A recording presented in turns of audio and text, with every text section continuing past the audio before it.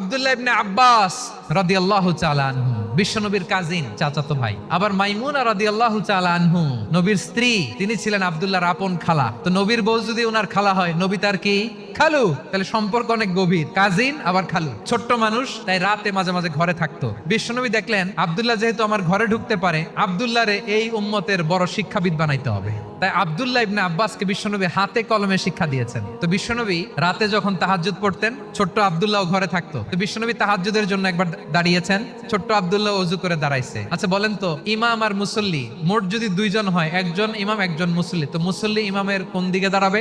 ডানে দাঁড়াবে। ছোট্ট আব্দুল্লাহ বোঝে নাই, বিশ্বনবী তাহাজ্জুদ শুরু করেছেন, উনি একতেদা করছেন আর দাঁড়াইছেন বায়ে। আব্দুল্লাহ বলেন, যখন আমি বায়ে দাঁড়ালাম, বিশ্বনবী নামাজরত অবস্থায় আমার কান ধরে টেনে আমার ডান দিকে এনে দাঁড় করায় দিলেন। পড়েন সুবহানাল্লাহ। দেখেন, হাতে কলমে শিক্ষা। আর জীবনে ভুলাবে, উনাকে বিষ্ণু ইসলাম শিক্ষাবিদ, এডুকেটর অফ দিস উম্মাহ হিসেবে সিলেক্ট করেছেন। হাতে কলমে